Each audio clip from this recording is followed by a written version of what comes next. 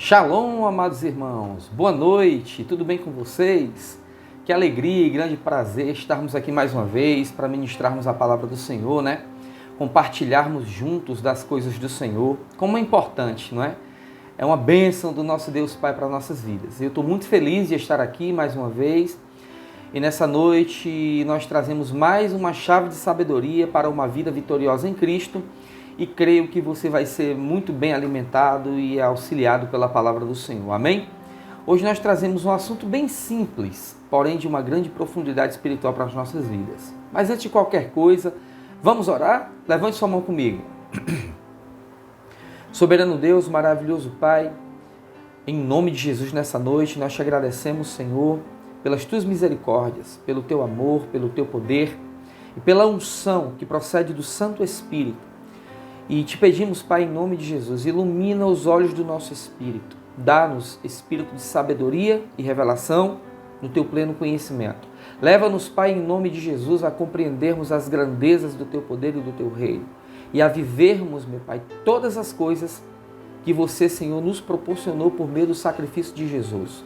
Pai, eu sei que todas as coisas são possíveis àqueles que creem e obedecem a tua palavra. Muito obrigado, Pai, por mais uma palavra nessa noite. Unja-nos para recebermos a boa palavra e vivermos cada uma delas em nome de Jesus. Amém. Amém?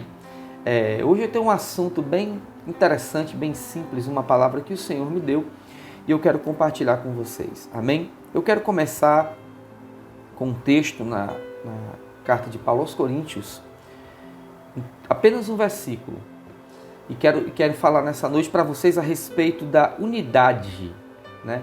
Quando a gente fala em unidade, a maioria das pessoas pensam que nós vamos falar da unidade dos irmãos, da unidade da igreja, que é de extrema importância. Mas, de fato, nós não estamos aqui para falar da unidade dos irmãos. A gente está aqui para falar da unidade de cada filho com Cristo. A unidade que temos com Ele. Amém? Eu quero começar com um texto que se encontra na primeira carta de Paulo aos Coríntios, capítulo de número 6, e apenas o versículo de número 17. É um versículo bem conhecido nosso, que diz assim: mas aquele que se une ao Senhor é um espírito com Ele. Só esse texto para a gente começar. Mas aquele que se une ao Senhor é um espírito com Ele. A maioria de nós já conhecemos, amados, o contexto porque Paulo falou isso. Ele vinha aqui alertando sobre o perigo da imoralidade sexual. Aí chega no ponto culminante que ele fala que o homem não deve deitar com uma prostituta, né? Vocês não sabem que aquele que se une a uma prostituta é um corpo com ela? Pois está escrito, os dois serão uma só carne. Aí Paulo ensina que o ato de deitar sexualmente com uma mulher, uma prostituta nesse caso, pode ser uma mulher esposa ou uma prostituta, acontece algo, né? É a união, é o princípio do casamento e os dois se tornam uma só carne. E Paulo, sempre muito guiado pelo Espírito, em seguida ele fala de uma união superior. Mas aquele que se une ao Senhor é um espírito com Ele.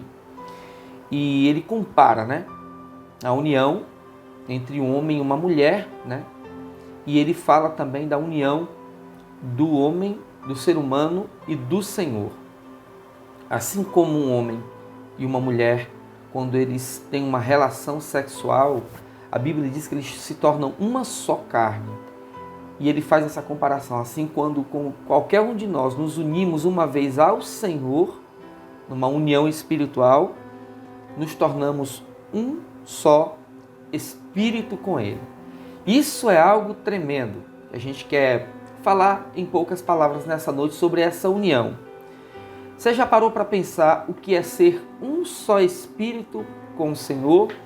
Não dois espíritos lado a lado, no mesmo lugar. A Bíblia não diz isso. Que quando nós uma vez nos unimos ao Senhor, nos tornamos um espírito perto do outro.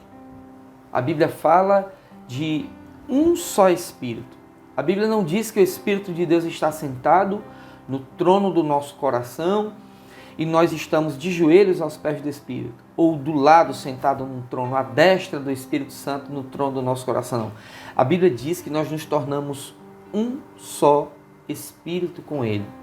Eu vejo isso como um tipo de imersão. Nós fomos, quando o Espírito de Deus veio, no fato de termos crido e confessado Jesus como Salvador, Ele veio e imergiu no nosso e o nosso no dele. É uma união. E eu quero dizer para você que o termo grego para um, né? Não são dois, um perto do outro, é um. O termo grego para um é reis, H-E-I-S, reis. É só uma palavra no grego, um. É o numeral um, ok?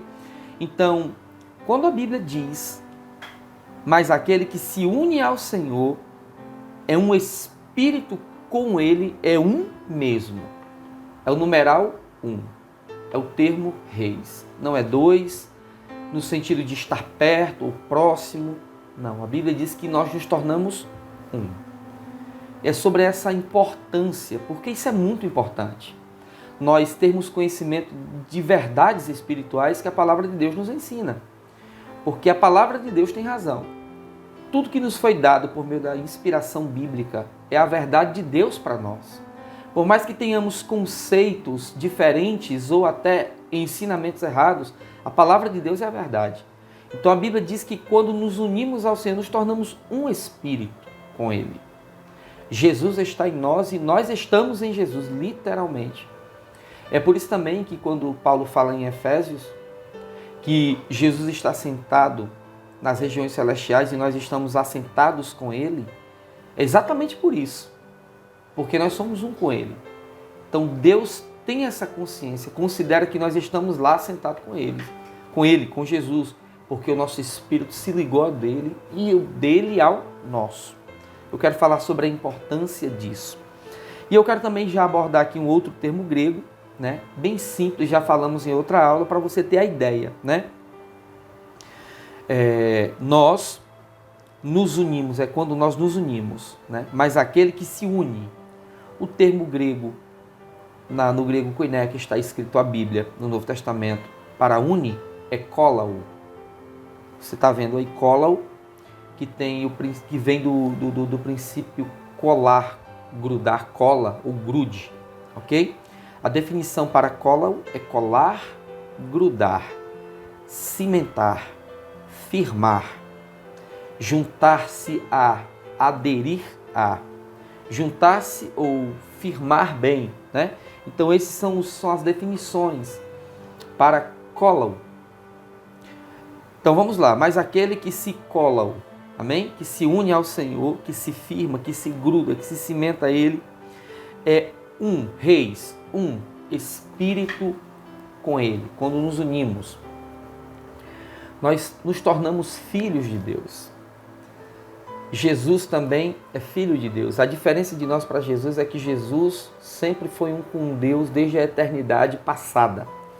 E nós nos tornamos filhos por adoção.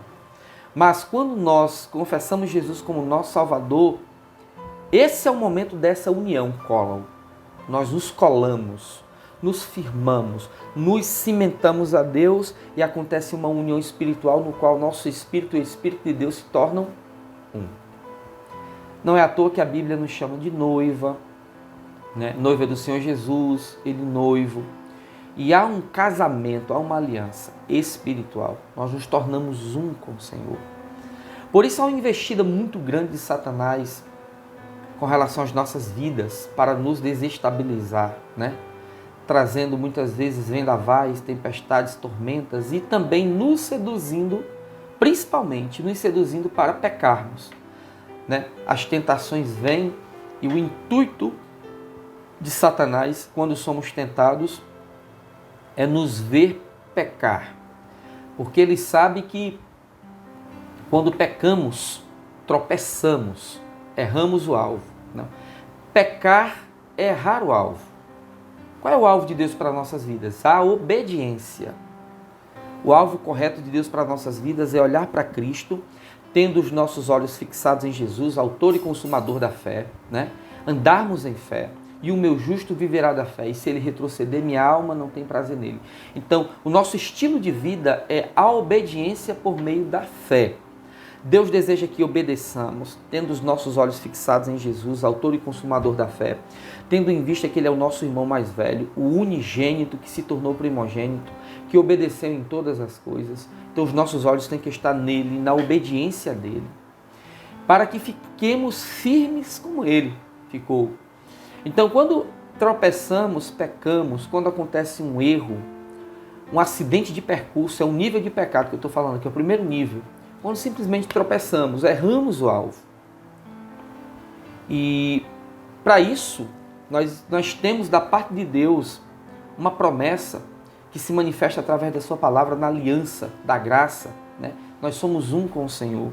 E a Bíblia diz em 1 João que se porém pecarmos, aí é um acidente de percurso, temos um advogado junto ao Pai, Jesus, aquele que venceu todo o pecado, venceu o mundo, venceu tudo sem ter cometido um pecado. Ele é o nosso advogado, ele é o nosso intercessor. Então, quando nós erramos o alvo, temos um advogado. Se confessarmos, é só se não confessarmos, não. Se confessarmos os nossos pecados, os nossos erros, né, quando erramos o alvo, se confessarmos o nosso pecado, temos um Senhor que é justo e justificador. Aquele texto tão conhecido, tão famoso. Se confessarmos os nossos pecados, ele é fiel e justo para nos perdoar os pecados e nos purificar de toda injustiça. E continuamos um com ele. Agora preste atenção. É se confessarmos os nossos pecados por meio de um arrependimento sincero. Já ministramos aqui, ensinamos que arrependimento não é remorso. São dois termos gregos totalmente diferentes, né?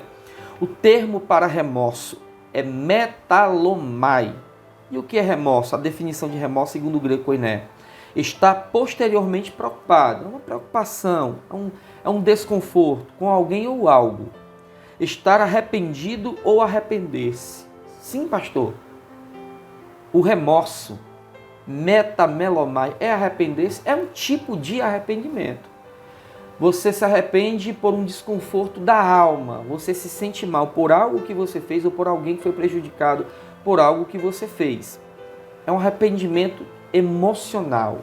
É um desconforto emocional. Você diz, não deveria ter feito isso. Mas não há uma disposição de mudar. Então aí já não é arrependimento. Porque o termo grego para arrependimento é outro. Arrepender-se, biblicamente falando, é metanoel. Remorso é metamelomai. Arrepender de coração é metanoel. E o que significa arrepender-se, metanoel? É mudar a mente. É mudar mesmo. Arrepender-se. Mudar a mente para melhor. Emendar de coração e com pesar os pecados passados. Emendar de coração é corrigir o coração, corrigir a mente, né? Na língua portuguesa, emendar é corrigir aquilo que estava errado ou mal feito. Aqui é na língua portuguesa, dicionário da língua portuguesa. Emendar, corrigir aquilo que está errado ou mal feito. Fazer modificações. Regenerar-se moralmente. Emendar no dicionário da língua portuguesa é regenerar-se moralmente. Então vamos lá. Arrependimento é um pesar sincero e profundo que leva o seu coração a ser corrigido e você regenera-se moralmente e corrige o percurso errado e não faz mais. Então, quando alguém peca ou erra o alvo e que se arrepende, ele corrige o percurso. Ele, caí aqui, mas essa não é a vontade de Deus. Eu vou corrigir o curso do meu coração, por aqui eu não vou mais. Isso é arrepender-se. Remorso é apenas um sentimento desconfortável da alma, que você sabe que está envolvido com algo que não é bom, mas não há uma correção no coração. Aquele que tem remorso continua disposto a fazer errado de novo. É como algumas pessoas que estão diante de Deus e elas dizem, Senhor, isso acontece muito no dia de culto de Santa Ceia, né? Existem pessoas que estão moralmente afligidas e prejudicadas. E elas dizem, eu estou nesse tipo de pecado. E eu não deveria. Tão ruim estar aqui nesse momento, ver todo mundo tomando a ceia, um desconforto. Mas eu não vou fazer isso mais não, e toma a ceia. E no dia seguinte ela volta a praticar tudo que estava praticando. É aí que ela não teve um pesar sincero, né? Ela continua não discernindo o que é seu corpo. O que é discernir seu corpo? É saber que você já é livre. Discernir o corpo é você ter a convicção que veio uma graça de Deus para que você viva livre. Não tenha momentos de libertação, mas viva em liberdade. Então ela tem aquele remorso e ela toma a ceia e volta a praticar. Por que isso é perigoso? Porque aí é uma vida deliberada de pecado. Isso está te atrapalhando. Então, ter uma vida deliberada de pecado é um grande problema. Então, quando a Bíblia fala em 1 João, se confessarmos os nossos pecados, os nossos erros, temos alguém que é fiel e justo, Jesus. Ele é justo e justificador daqueles que o buscam. Ele nos perdoa os nossos pecados e nos purifica de toda injustiça. Então nós continuamos sendo um com Ele. Eu quero fazer isso aqui bem rápido para você entender. Pastor, quando o pecado não é acidente de percurso, é quando não é si, é quando você vai pecar. É como é na vida daquele que não tem aliança com Deus. Na vida daquele que não tem aliança com Deus é quando? Porque ele vive deliberadamente no pecado. Ele é escravo do pecado. E por natureza merecedor da ira. Aquele que está em Cristo não é se pecar, porque nós somos falhos. Podemos pecar ou não. Então, se porém pecar, estamos debaixo de uma aliança. Essa é a diferença. Então, quando nos arrependemos de verdade, confessamos, Ele nos perdoa a ofensa e repara, né? Ele nos limpa e nós corrigimos o percurso do coração para não fazermos mais. Continuamos sendo um com Ele. Só abrindo aspas aqui falando sobre o pecado. Algumas pessoas, elas ficam mais preocupadas quando pecam. O castigo de Deus, o juízo divino, Deus vai me julgar e tal. A questão do pecado, o problema do pecado não é esse. O juízo divino, o castigo de Deus, não. O pecado, ele traz consigo um efeito danoso. O pecado é destrutivo, mas o que as pessoas pensam quando estão deliberadamente no pecado é no castigo e não nas consequências que o pecado traz. Se os filhos de Deus soubessem, entendessem os danos que o pecado traz, os efeitos nocivos que o pecado traz, se preocupariam muito mais do que estar ficando pensando em eu pequei, Deus vai me castigar. É claro que nós sentimos um pesar profundo, porque qualquer pecado é um pecado contra a santidade de Deus e sabemos que o Espírito se entristece. Mas o seu amor e a sua graça continuam ativos, desejando nos restaurar. Não há ira. Deus não está irado, soltando raios das mãos para te fulminar. Não, muito pelo contrário. Não é que Deus aprove e esteja passando a mão no teu pecado. Não é isso que eu estou dizendo. Eu estou dizendo que Deus quer uma reparação. Deus quer que você se arrependa de todo o coração, corrija o curso do seu coração para continuar te abençoando e sendo um com você. Não há ira aí. Na verdade é que nós esquecemos que o pecado tem efeitos danosos e nocivos. Essa é a parte que Satanás cegou aqueles que pecam. Eles acham que o maior prejuízo é que Deus está irado. Entendam o que eu estou falando com maturidade. Mas o maior prejuízo é que o pecado tem efeito danoso e nocivo. Por exemplo, vou dar um exemplo. O fogo do fogão está lá aceso. E você sabe que aquilo queima. E você vai e coloca sua mão lá e deixa sua mão por 1 minutinho só. 30 segundos. Quando você tira a sua mão, você vai ver o dano que o fogo fez na sua mão. E vai ser um dano terrível e muito doloroso. Aí você vai dizer, Senhor, é um castigo essa queimadura de 3º grau na minha mão. É um castigo de Deus porque eu botei minha mão no fogo. Não. É a consequência de você ter colocado o fogo. A queimadura de terceiro grau na sua mão é a consequência de você ter usado de forma errada o seu livre-arbítrio. O fogo não é o propósito do fogo não é para queimar a sua mão. Entendeu? Deus não quer que você use o fogo para queimar a sua mão. O fogo é para te auxiliar em outras muitas coisas. Desde fazer uma comida, esquentar uma água, qualquer outra coisa. Isso são inúmeros. Existem 1000 maneiras de se preparar Neston, né? Então existem 1000 maneiras de se usar o fogo de forma benevolente e positiva. E você vai colocar a sua mão e depois que você vê lá um rombo na mão que o fogo fez, você vai dizer que é castigo de Deus? É claro que não. Aquilo é a consequência de você ter brincado com fogo. Assim é o pecado. O pecado é um fogo ruim, é um fogo maligno, que traz danos nocivos. E Satanás cega o entendimento das pessoas para que eles esqueçam do dano que o fogo traz para focar na ira de Deus. Quando Deus não está irado, Deus está preocupado e triste, porque sabe que a vida deliberada no pecado vai te levar a danos que Deus não pode evitar. Se você colocar a sua mão no fogo, Deus vai descer do céu para evitar que você queime sua mão? Não, eu já me queimei. Esses dias, na semana passada, eu fiz um café bem quente, eu falo muito no café, né? E eu peguei a garrafa de forma errada, apertei em cima na parte que aperta que sai o café, e na mesma hora o café pegou aqui na minha mão, foi uma dor horrível. Ficou uma mancha vermelha muito grande no meu braço. E aquilo não foi Deus, Deus não teve nada a ver com isso. Foi um descuido meu. Então assim é com aqueles que vão brincar com o pecado. Quem brinca com o pecado está brincando com fogo. Porque no momento que você está pecando, você não sente uma queimadura. Claro que não. É bom para a carne, para a alma. Mas, tão certo como o ar que respiramos, vem uma consequência. E vem de cada pecado. Cada pecado tem uma consequência. Deus quer te poupar disso. Isso Deus não pode evitar. Vocês estão entendendo? Deus pode nos livrar da morte, das perseguições, das tramóis de Satanás, dos planos diabólicos, de situações terríveis. Mas como Deus vai te livrar de coisas que você está procurando? Eu estou falando no nível de pecados deliberados, não quando você erra o alvo, se porém pecar.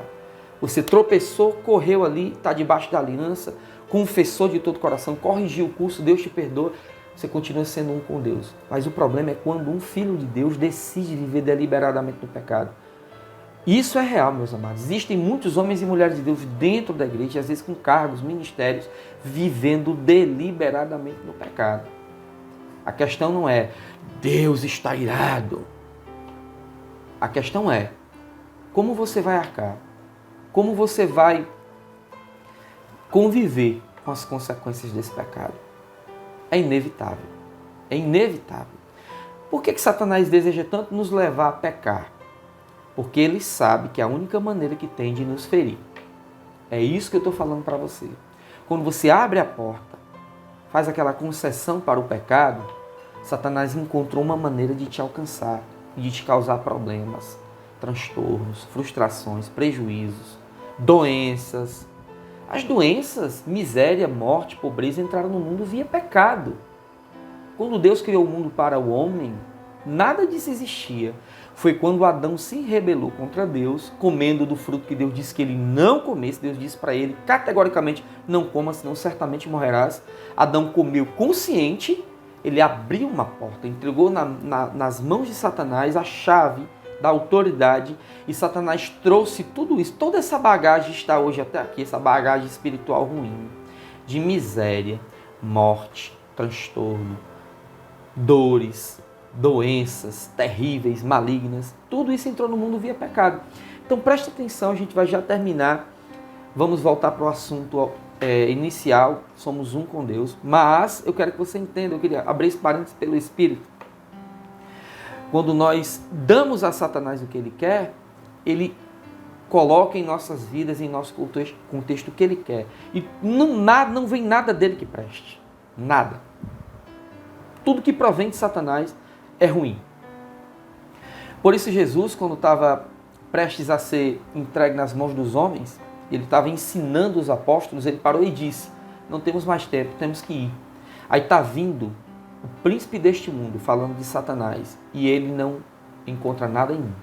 Ele não tem direito nenhum sobre mim. Jesus estava dizendo exatamente isso. Não dei a ele nenhuma brecha. Não abri a ele uma porta. Eu vou me entregar. Ele estava vindo e ele rondava Jesus, procurava uma brecha e não encontrava, não encontrou. E Jesus nos deu a sua justiça. É por isso que é tão bom estarmos debaixo dessa aliança, que Jesus sabe que nós jamais vamos ter condições de cumprir a lei como ele cumpriu. Nem a vontade dele que faz. Tentemos fazer isso. Somos justificados pela graça. Ele sabe que jamais iríamos conseguir, porque sempre falhamos. Erramos o alvo. Acontece um acidente de percurso. Mas Deus é tão bom que Jesus foi aquele que não teve um pecado. Satanás não encontrou nele uma brecha. Satanás não tinha autoridade nenhuma sobre ele. Ele nos deu a sua justiça. E até quando tropeçamos e rapidamente reconhecemos, confessamos o nosso pecado, ele nos cobre com a justiça perfeita dele. Mas viver deliberadamente no pecado é outra coisa. É assumir que queremos as consequências do pecado, as queimaduras do pecado. Então fiquem ligados. Tanta gente que está caída, afastada, desviada. E a única coisa que ocupa a alma deles, o coração deles, é a igreja cheia de hipócritas. A igreja cheia de gente falsa. Ah, Deus está irado comigo. Eu vou me ver com Deus. Eu já ouvi tanto isso. Esquecem que esse não é o maior problema. O maior problema é que você está brincando com um fogo terrível. Não tem um pecado para aqueles que vivem deliberadamente no pecado que não vai te trazer uma consequência danosa. É horrível. É horrível. E quando você vai vivendo, quanto mais você vai vivendo, vai acumulando isso. Então seja rápido para resolver isso, porque Deus quer o seu bem. Quando Satanás te faz pecar, ele diz, encontrei uma brecha. Ele vem, ronda, como Pedro diz, né? O diabo, o nosso adversário, vem rugindo como um leão, maquinando, rondando, buscando quem possa tragar. Ele está tentando ver a brecha que ele precisa para trazer danos e te fazer mal. Ele quer ver o corpo de Cristo debilitado, o corpo de Cristo triste, o corpo de Cristo doente, amargurado, frustrado, depressivo. E ele sabe quais são as portas pelas quais ele entra. E o povo de Deus não se ligou nisso. Abre os teus olhos. É melhor viver em obediência. É melhor viver em fé. É muito melhor viver em paz, ter a proteção. Então Satanás sabe que quando ele consegue levar um filho de Deus e tirar ele do nível de acidente de percurso, um erro, errou o alvo uma vez e leva para uma vida deliberada de pecados, ele diz, vou açoitá-lo agora, vou acabar com a vida dele, com o futuro dele, o destino dele, eu vou apagar a chama do Espírito na vida dele, eu vou provocar coisas ruins, ele nunca vai conseguir cumprir o propósito de Deus na vida dele. E acaba comprometendo a unidade que temos com Cristo. Porque quando confessamos Jesus como Salvador, recebemos o Espírito como selo para a salvação. E quando andamos nos princípios da palavra, que é o estilo de vida que o cristão vive, a fé, a obediência pela fé. Quando ele compromete isso, essa unidade fica comprometida. E é sobre isso, né? Essa é a palavra que o Senhor me deu. Eu quero ler um outro texto que me inspirou muito a trazer essa palavra para vocês nessa noite. É em João 17. É uma oração que o Senhor Jesus fez. Jesus fez 3 orações, né? Aliás, numa oração ele fez 3 orações diferentes. Ele orou por si mesmo, orou pelos apóstolos, né, os discípulos, e orou por todos os crentes, aqueles que viram a crer. Então é nessa oração que ele fez por todos os crentes que me veio essa mensagem nessa noite da Escola de Poder. Eu quero ler com você em João 17, a partir do versículo de número 20. Diz assim: minha oração não é apenas por eles, rogo também por aqueles que crerão, está falando a gente, em mim, por meio da mensagem deles, para que todos sejam um. Reis, numeral 1. Pai, como tu estás em mim e eu em ti. Jesus não estava falando da unidade do povo dele, como um povo unido, em unidade, que pensa a mesma coisa. É um princípio, mas Jesus estava falando de outro tipo de unidade. Jesus estava falando exatamente, assim como eu sou um contigo, Pai, eu quero que eles sejam um comigo. Tu em mim e eu neles. Mas falando especificamente, individualmente de cada um. Né? Vamos lá, repetir o versículo de número 21. Para que todos sejam um, Pai, como tu estás em mim e eu em ti. Que eles também estejam em nós. Para que o mundo creia que tu me enviaste. Tem um propósito nessa unidade profunda. Dê-lhes a glória que me deste, para que eles sejam um. Reis, de novo no grego, numeral 1. Eu neles e tu em mim. Que eles sejam levados à plena unidade. Unidade aqui não é outro termo, é reis, numeral 1. Que eles sejam levados à plena unidade, sejam um. Plenamente sejam um. Para que o mundo saiba que tu me enviaste e os amaste como igualmente me ama. Uau, tremendo! Jesus estava falando exatamente disso. Assim como nós somos um, Pai, eu quero que eles sejam um comigo. E ele falou, né? Tu estás em mim e eu em ti. Que eles também estejam em nós. Jesus estava falando disso. Na oração que Jesus fez quando orou por si mesmo, nesse mesmo capítulo 17, eu quero ler aqui uns 2 versículos. E no versículo 4 diz assim, Jesus diz, eu te glorifiquei na terra, completando a obra que me destes para fazer. Jesus glorificou a Deus na terra, completando a obra que Deus tinha dado para ele fazer, o chamado e o propósito dele. Ele glorificou a Deus, que ele era um com Deus. E agora, Pai, glorifica-me junto a ti com a glória que eu tinha contigo antes que o mundo existisse. Então, Jesus estava dizendo, eu te glorifiquei na terra, completando a tua obra, cumprindo o meu propósito e o meu chamado. Agora me dá aquela glória que eu tinha contigo antes que o mundo existisse. Aí você pode ver que aqui no versículo de número 22 do 17 ele diz, dei-lhes, está falando da gente, dei-lhes a glória que me deste. Jesus compartilhou essa mesma glória. A glória de completar o chamado, a glória de completar a obra. Jesus não está falando da glória que ele tinha com Deus antes que o mundo existisse, que é uma glória de divindade. Ele está falando, dei-lhes a glória. É a glória do versículo de número 4. Eu te glorifiquei na terra, completando a obra que me deste para fazer. Existe uma glória em cumprir a obra de Deus. E Jesus estava falando disso, porque Jesus era um com Deus, então Jesus conseguiu glorificar a Deus na terra. Esta glória que ele diz que nos dá é para que cumpramos o chamado e o propósito. É para que façamos a obra. Então no versículo 4 diz, Jesus, eu te glorifiquei na terra. Jesus estava glorificando a Deus, cumprindo o propósito e o chamado. E diz aqui no 22, dei-lhes a glória que me deste para que eles sejam um. E o propósito de sermos um com ele, assim como nós somos um, eu neles e tu em mim, que eles sejam levados à plena unidade, ao nível máximo de sermos um com Cristo, para que o mundo saiba que tu me enviastes e os amaste como igualmente me amaste. A oração de Jesus por nós era para que nós pudéssemos chegar à plenitude dessa unidade, na qual o termo grego é reis, um. Para que sejamos um, para que chegamos à vontade de Deus de vivermos a vida como um com o Senhor Jesus, para que o mundo saiba que Deus enviou Jesus através das nossas vidas. Sejamos um. E Jesus disse, eu nele, tu em mim. Então, Jesus em mim e Deus em Jesus. Um. Lemos o primeiro texto lá de 1 Coríntios 6, 17, que diz, mas aquele que se une ao Senhor se torna um só espírito com Ele. Está falando desse tipo de unidade. Você e Deus, eu e Deus, a unidade que eu tenho com o meu Cristo. Isso também leva-nos a entender sobre a comunhão com Ele. Eu não estou falando do nível de unidade como igreja e comunhão com os irmãos, que é maravilhoso. Eu estou falando de um outro tipo de unidade, no qual a Bíblia fala, que é a unidade que temos com Jesus.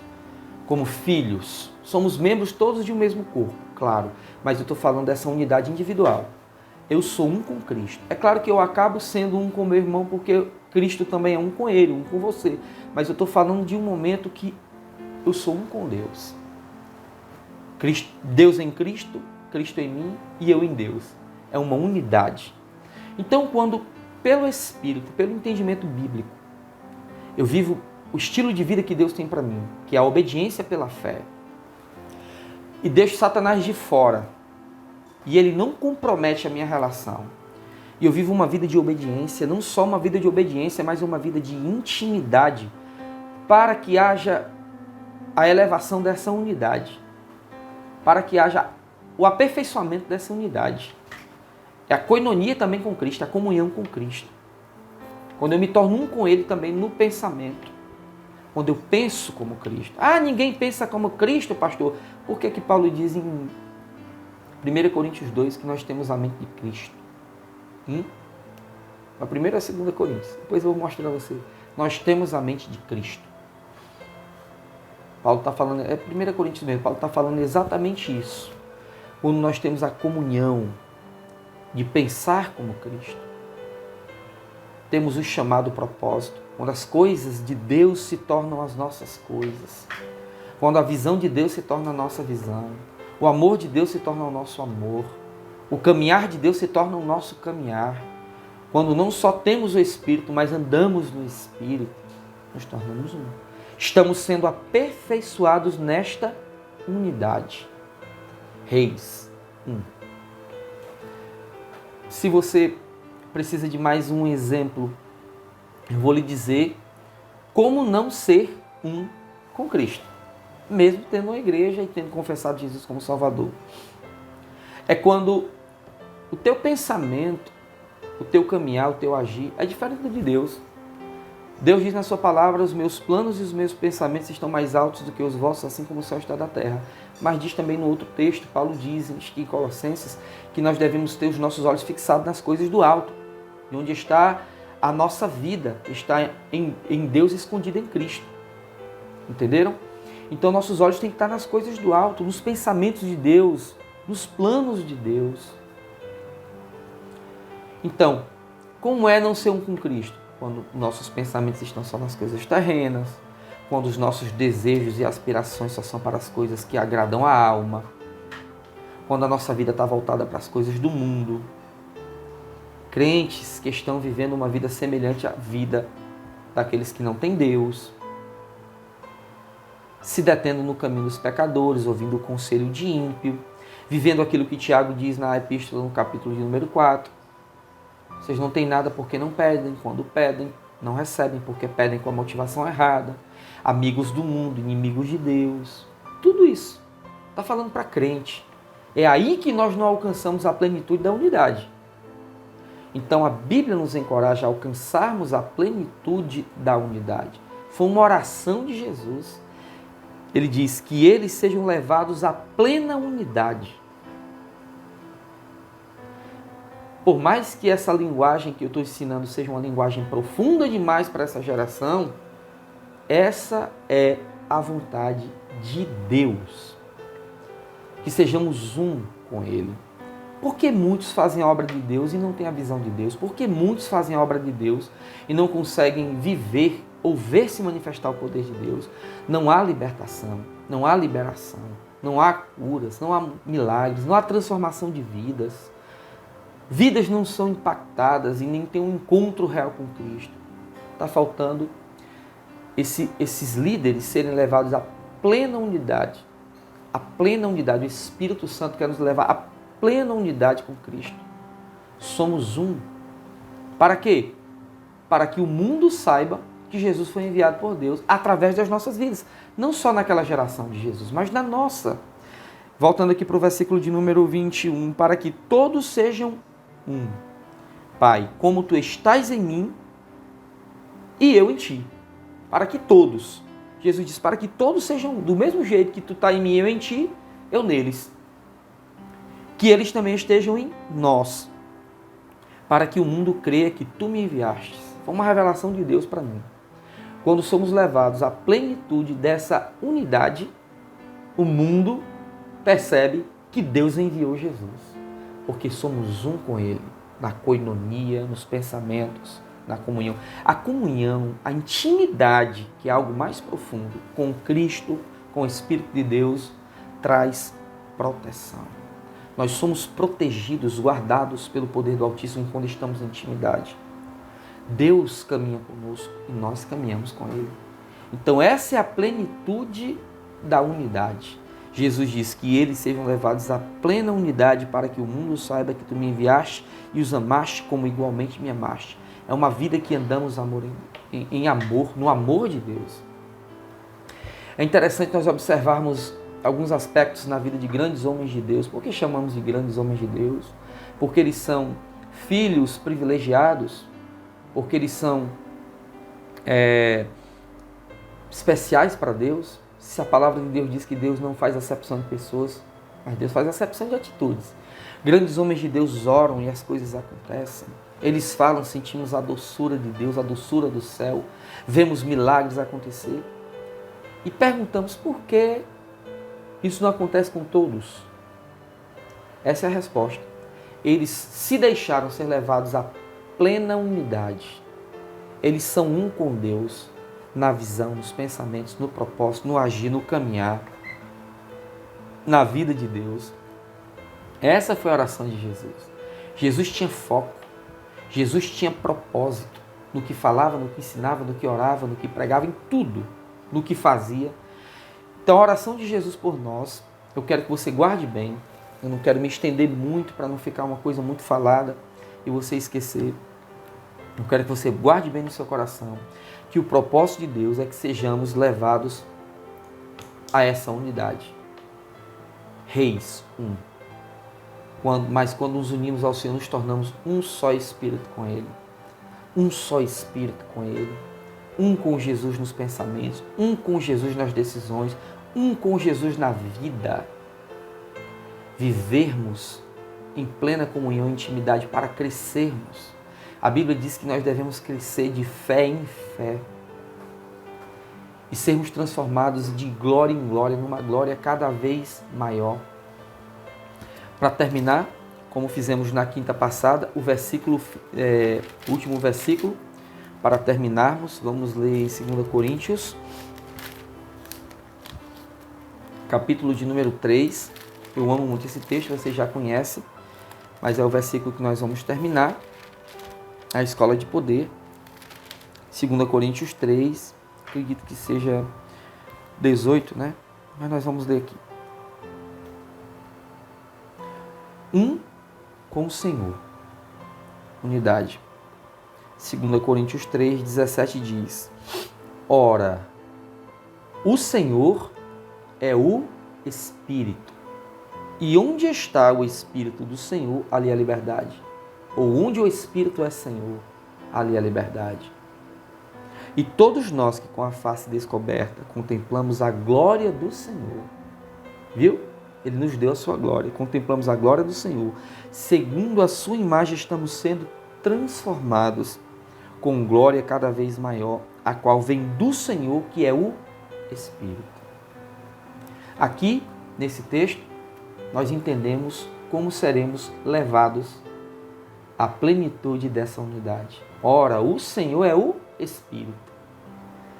E onde está o Espírito do Senhor? Ali há liberdade. E todos nós que com a face descoberta contemplamos a glória que Jesus disse, que nos daria, que é nossa. E com a face descoberta contemplamos a glória do Senhor, segundo a sua imagem, estamos sendo transformados, metamorfose, com glória cada vez maior, ou de glória em glória, de glória em glória. Do mesmo jeito que de fé em fé, e de glória em glória, de graça em graça. Porque a Bíblia diz em João 1,16, todos temos recebido da plenitude dele, de Cristo, graça sobre graça. Estamos sempre vivendo um momento de fé maior, glória maior e graça maior para o crescimento.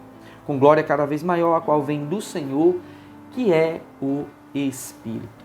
Que você seja levado à plenitude dessa unidade, à plena unidade. Que você seja pleno, completo nessa unidade com Cristo. Não só prosperarás, não só viverás o melhor de Deus no sentido de ser liberto de todos os pecados, mas vai testemunhar poderosamente, vai manifestar a glória de Jesus na terra e o mundo vai saber que Deus enviou Jesus por causa da sua vida.